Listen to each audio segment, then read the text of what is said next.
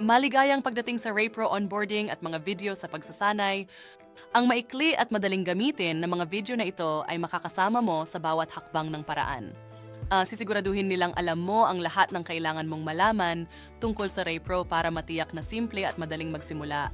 Tuturuan kita sa pamamagitan ng pag-setup at siguraduhin walang sakit na isama sa iyong pang-araw-araw na pagsasanay.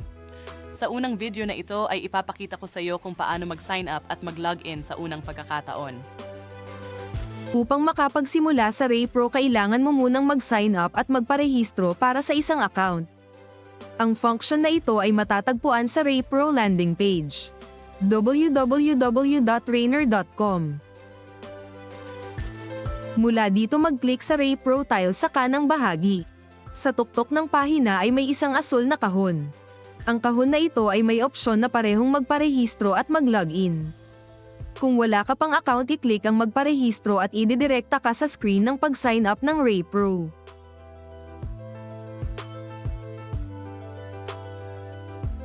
Pagkatapos mong punan ng iyong mga pangunahing detalye at pumili ng password, hihilingin sa iyo na pumili ng isang tungkulin. Pakitandaan na dapat gumawa ng surgeon account bago ka makapag-upload ng mga pasyente o mag-link ng nurse account. Ipapakita ko sa iyo kung paano gawin ito sa susunod na video.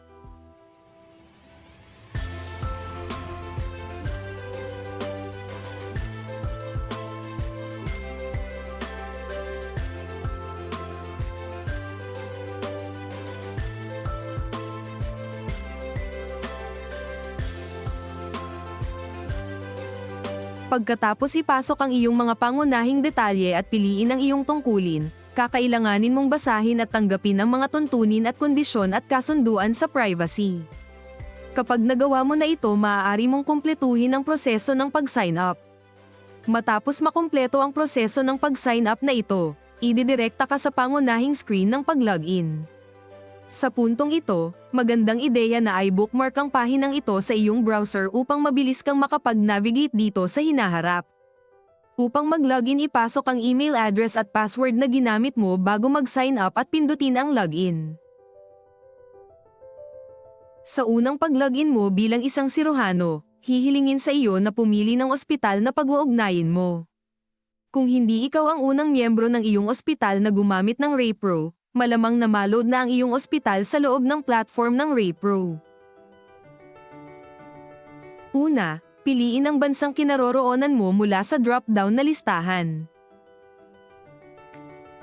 Pagkatapos ay maaari mong simulan ang pag-type ng pangalan ng iyong ospital. Kung ang iyong ospital ay na-load na sa RayPro platform, pagkatapos ay magagawa mong piliin ito. Pagkatapos ay automatikong pupunuin ng system ang mga detalyeng kinakailangan. Kung hindi nakalista ang ospital na nais mong iugnay sa iyong sarili, maaari mong i-click ang button na hindi nakalista ang aking ospital sa ibaba ng puting kahon. Papayagan ka nitong irehistro ang ospital at lahat ng mga detalye nito. Maaari mong gamitin ang function na autofill sa itaas o mano-manong ilagay ang mga detalye.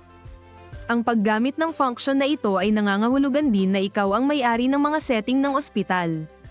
Nagbibigay daan ito sa iyong magdagdag at baguhin ang logo ng ospital na lumalabas sa itaas ng mga email ng pasyente na ipinadala ng platform. Sa sandaling masaya ka na napili mo ang tamang ospital upang iugnay ang iyong sarili, sa maaari mong kumpirmahin ang iyong pagpili sa pamamagitan ng pagpili sa button na oo, ito ang aking ospital, sa ibabang kaliwang sulok ng puting kahon.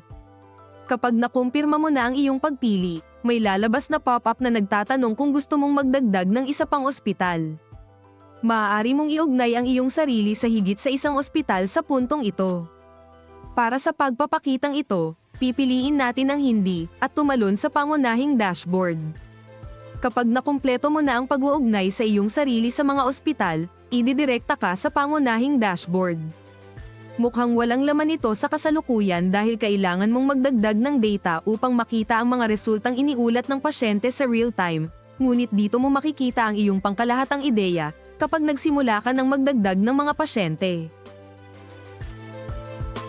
Yun ang katapusan ng demonstrasyon na ito. Sa susunod na bahagi, mas malapitan naming tingnan kung paano magdagdag ng mga pasyente sa platform.